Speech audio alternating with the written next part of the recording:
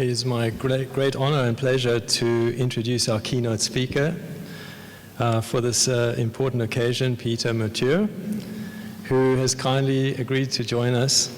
Many of you know who Peta is, but I just want to share with you a few words about her background. As you all know, she's a senior curator of sculpture at the Victoria and Albert Museum. Having joined in 1985, she has published on a wide variety of subjects, including medieval and later sculpture, and specializes in Renaissance Italy. Peta was a founding member of the concept team appointed for the development of the museum's medieval and Renaissance galleries, and the chief curator from 2003 until their opening in December 2009. Peta is currently completing a book entitled The Culture of Bronze, Making and Meaning in Italian Renaissance Sculpture, which is forthcoming in February 2019. It's always hard to get that deadline date in writing.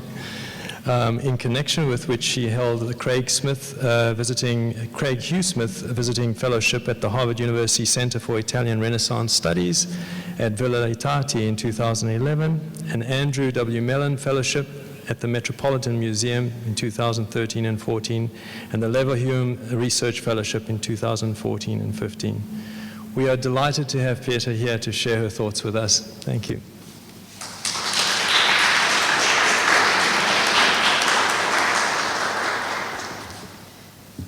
Thank you. Thank you very much for that kind introduction, Stephen. I want to thank you and all the members of the board. And first and foremost, I really wish to express my deepest thanks to Maria Antonia Rinaldi for the kind invitation to give this address, to Anne and Lou and all at SACI for giving me a very, very warm welcome here, and particularly to the students who have been so generous with their time with me.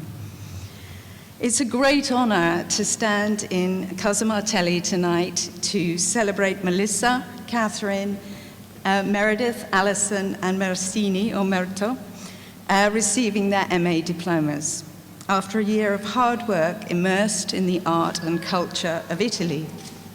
I hope that they have enjoyed both their scholarly efforts and their unique Florentine experience as much as I did on the two occasions that I was fortunate enough to spend a few months based here while researching my book on Renaissance bronzes.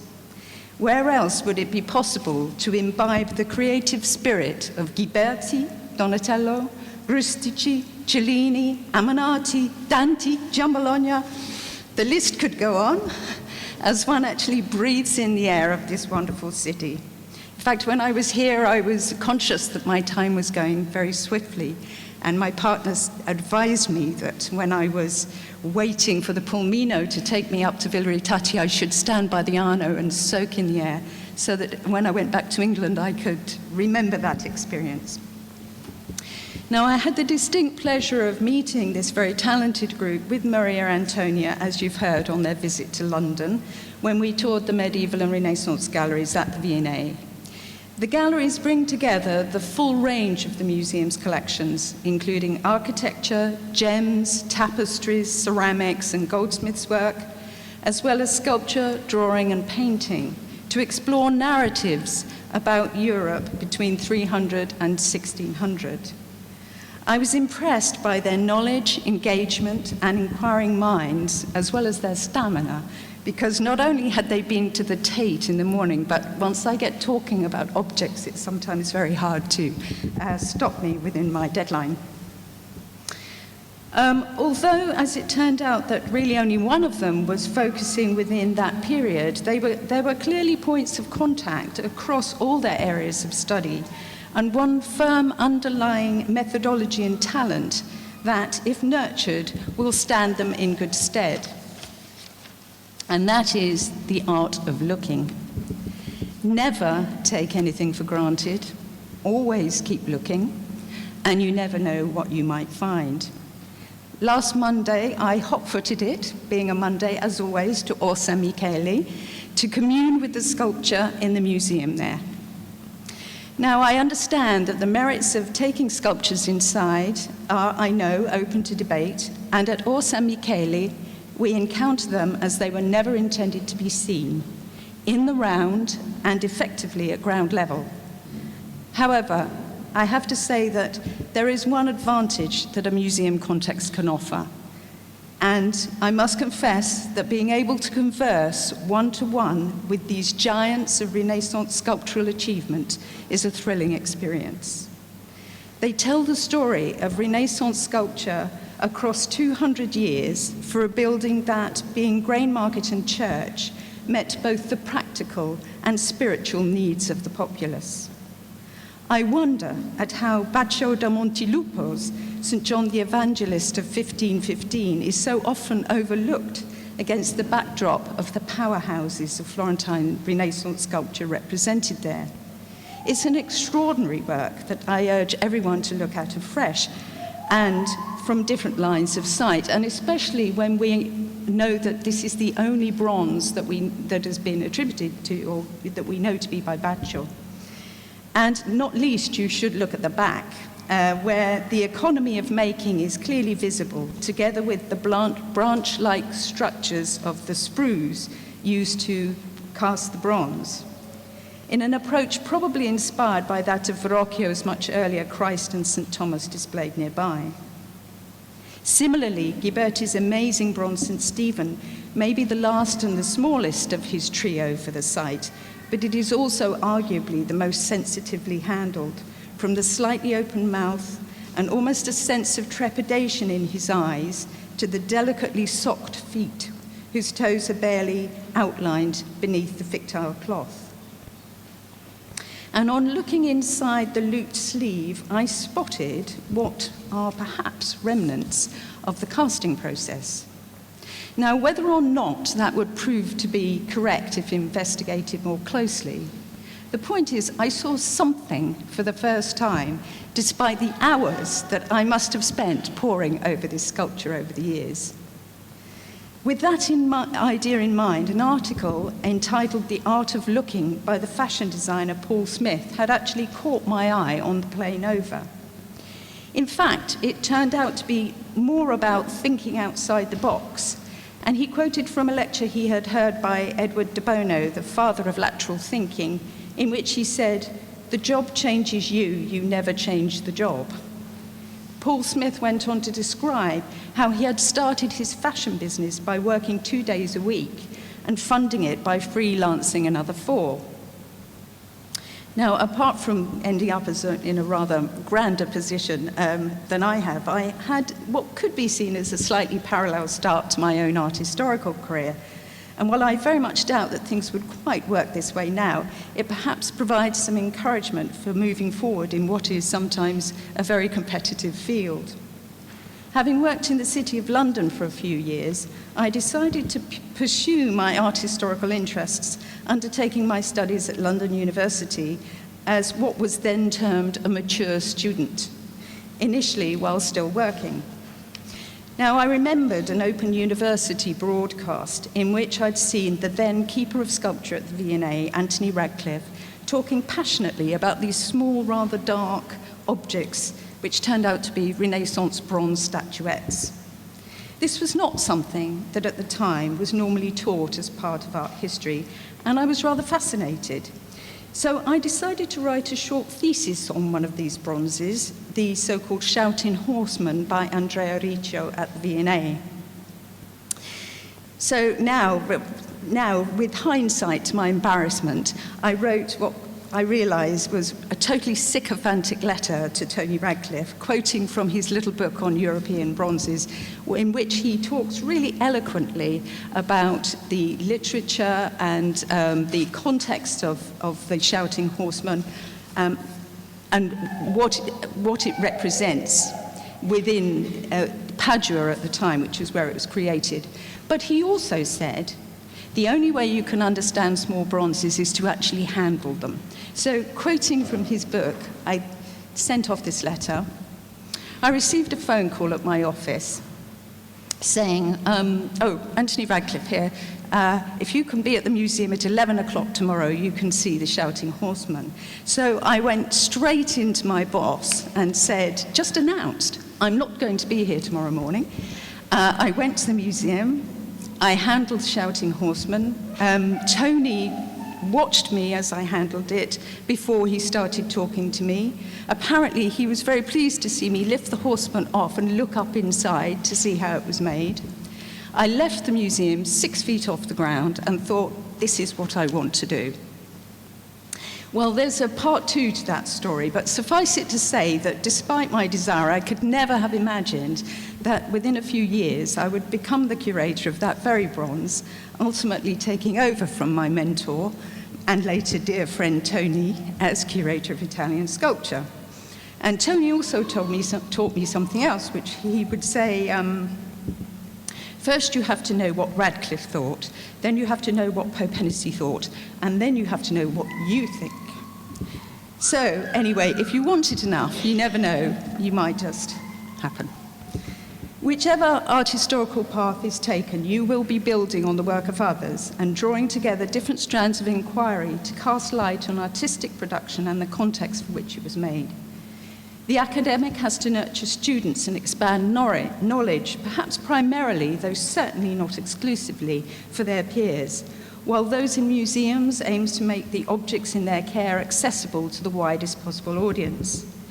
A curator cannot always choose what they wish to work on, but gaining knowledge and a sense of discovery generally means that we get caught up with whatever we're assigned.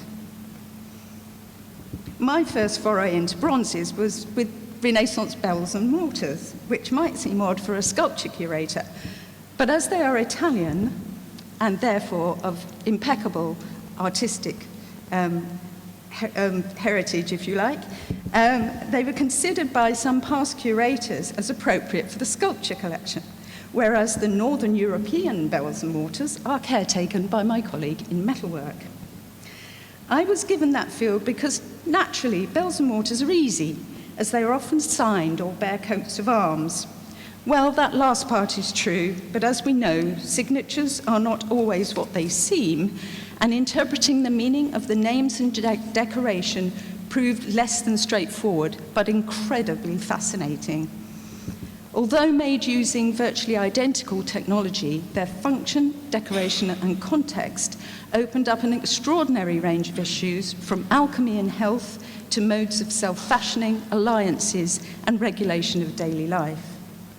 Today's exhibitions, which are regularly collaborative affairs between colleagues in academia and museums and others, as well as gallery displays, must be underpinned by extensive research, but they have to wear that scholarship lightly, telling stories through the interrelationships of the works of art themselves, supported by a range of interpretation that should enhance rather than detract from the art of looking.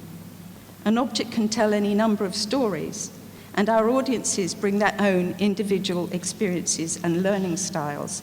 So the labels, interactive films, and so on should provide a balance and aim to hit the right note for our diverse visitors. Above all, it should encourage them and even bring them back to looking at the work of art itself. Whichever next steps the 5 of you choose to take, there is no substitute for that all-important close encounter and what it can potentially tell you. From what you have said, I am sure that alongside the excitement of discovery in the archive or library or on the internet, the site visits and the art scene guided by your tutors will resonate strongly in your memories. Such shared experiences are also often the most rewarding, exchanging ideas and colluding with others in unraveling some of the mysteries that excite and enthrall us. Like the workshop practice that we study, certainly in my period, it takes teamwork as well as input and support of many to bring any project to fruition. My fellows at Villeritati were all engaged in the long Renaissance, but amongst them were historians, art historians, philosophers, even musicologists. And I learnt something relevant for my topic from each and every one. Not surprisingly, in a museum context, some of the most fruitful collaborations have been with conservators, scientists, and artistic practitioners, without whose knowledge and expertise it may not be possible to take an idea that stage further. That is particularly the case with bronzes, where X-ray, alloy analysis, and archaeological reconstructions can potentially help us to see inside the objects and test out potential methods of manufacture. Our understanding is often transformed by even the most simple physical discovery, as when the cleaning of Donatello's Puto with a fantastic fish revealed that he was not standing on a rocky base, as had been thought, but a tortoise. Originally part of a fountain, the small cheeky Puto was piped so as to pee onto a now missing whirligig to turn it. And the tortoise, being a Medici symbol, therefore suggested that this amusing figure, which would doubtless have appealed to their sense of fun and their love of bronze, was probably made for one of the Medici villas. Similarly, I spotted something when examining a two-figure group of Venus and Adonis by the Florentine sculptor Francesco Finelli, described as the one-eyed Italian, who had worked for the court of Charles I in England. I noticed that a pebble apparently had tiny toes attached to what was actually the remnants of a foot of a now missing figure of Cupid.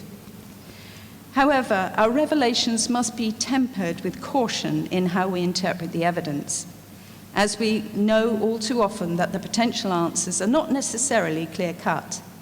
Even with scientific data, diverse opinions can be drawn from the same evidence by different experts. And importantly, we may not yet have found that vital piece of missing evidence that can provide a totally new perspective. We are fortunate to work amongst a dedicated band of art historians of various flavors who pursue and review such mysteries. It is important to do so always with an open mind and with a view to understanding not just the work of art itself, but the people who made and owned it. Can we put ourselves into what one of the students described as the mindset of the artist? Equally, what can an object tell us about the wider culture for which it was created? Can we bring to our studies what the great art historian Michael Baxendale called the period eye? For those of us working in museums, the objects provide the portal through which we are privileged to explore the past. And at that point, I will draw to a close my recruiting drive for any budding curators sitting here and say that in the last year, these 5 students have been able to draw on their own personal and shared experiences. As we have heard, in some instances, they were exploring the virtually unknown, in others, revisiting what might seem at first sight a well-traveled path. But in every case, they have discovered and presented something new, often by thinking slightly outside the box, and even developing an interest in a topic that initially may not have seemed the perfect fit. My hearty congratulations on their graduation, and I wish them every success in their future careers, whichever direction they may take.